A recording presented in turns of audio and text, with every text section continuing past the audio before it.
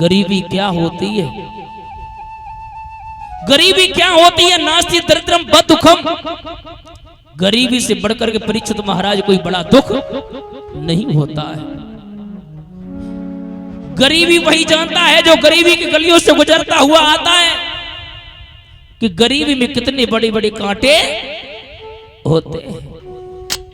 हम तो कहते हैं दीन बंधु भगवान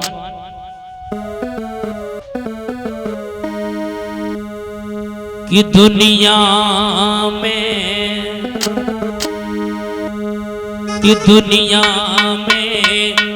ओ गरीबों को सम्मान नहीं मिलता।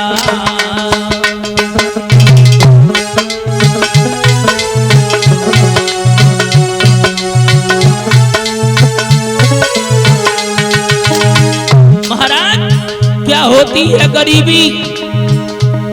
दुनिया में गरीबों को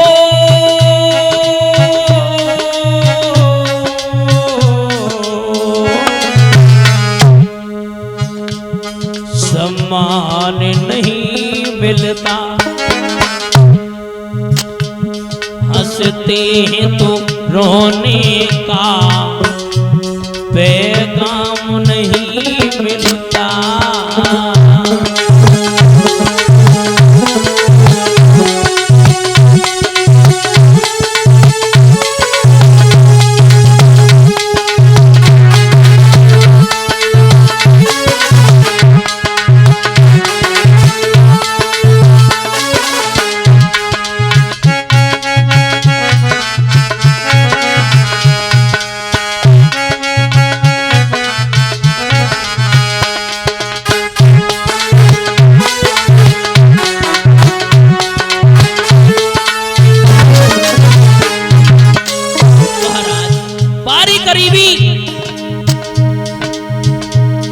निर्धन कोई मर जाए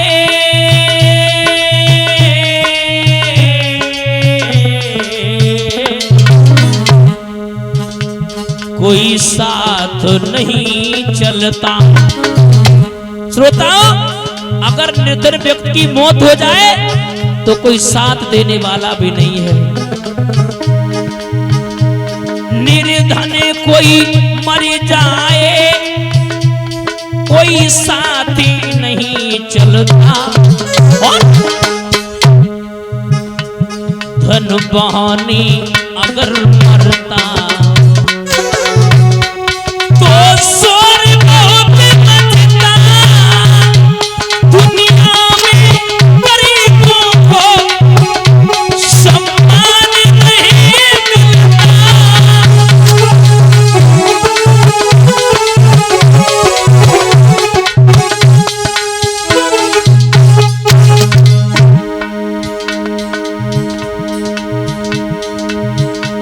दुनिया में गरीबों को सम्मान नहीं मिलता।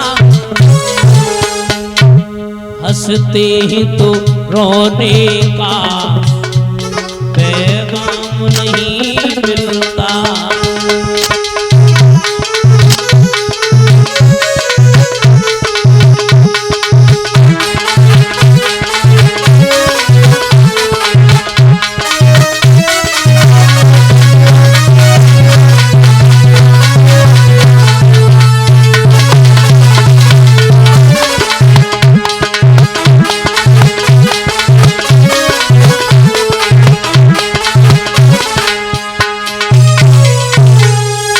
कि दुनिया में और गरीबों को सम्मान नहीं मिलता। नास्ति दरिद्रम बदुखम। गरीबी से बढ़कर के कोई बड़ा दुख नहीं होता है। मेरे श्रोताओं, अब मन में विचार कर रहे हैं, गलियों गलियों में आवाज लगा रहे हैं, अरे कोई है अपने पुत्र को बेच ले। महाराज गुरु विश्वामित्र के बहनोई जिनका नाम था अजीकत ब्राह्मण, मन में विचार किया, मैं अपने एक पुत्र को बेच दूंगा, मेरी गरीबी दूर हो जाएगी। पास में जाकर के पहुंचे, मैं अपने एक पुत्र को बेच दूंगा।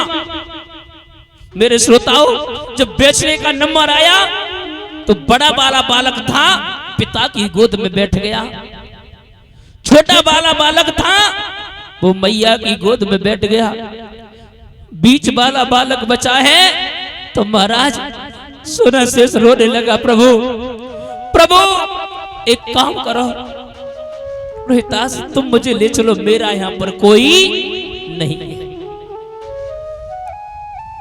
सोना शेष चला, मैया के चरणों में प्रणाम किया, मां अगर अब से कुछ गलती हुई हो तो क्षमा करना, लेकिन मैया मैं चाह रहा हूं अभी अयोध्या में जाकर के बलि चढ़ जाऊंगा, लेकिन किसी को यह मत बताना कि मैंने एक गरीबी के कारण अपने पुत्र को बेच दिया, नहीं तो प्रत्येक गरीब अपनी संतान को बेचना प्रारंभ कर देगा। आज महाराज वो बेटा ने प्रणाम किया, आगे की ओर बढ़े, आगे की ओर जैसे ही बढ़े जहां पर महाराज दानवीर राजा हरिश्चंद्र महाराज बैठे हुए थे, पुत्र रोहितास लेकर के गया, एक काम करो पिताजी चलो इसकी बलि चढ़ाओ। मेरे श्रोताओं, बलि चढ़ाने का नंबर आया, जब नंबर आया तो हरिश्चंद्र ने मन में विचार किया, मैं बलि को नहीं चढ़ाऊंगा, मैं बलि को नहीं चढ़ाऊंगा, अपने पुत्र की जान बचाने के लिए मैं दूसरे की जान ले रहा हूं, बिल्कुल नहीं, ना ना ना। उसी बीच में महाराज वशिष्ठ जी का आना हुआ। वशिष्ठ जी बोले, क्यों हरिश्चंद्र, अरे बलि चढ़ा?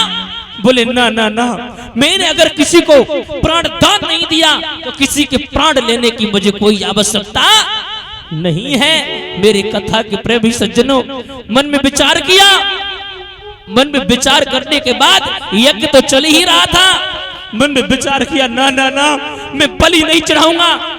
उजली में गंगा जल लिया और जैसे ही हवन कुंड में मारा तो महाराज जिस प्रकार से बलि चढ़ती है वैसे ही बलि चढ़ गई।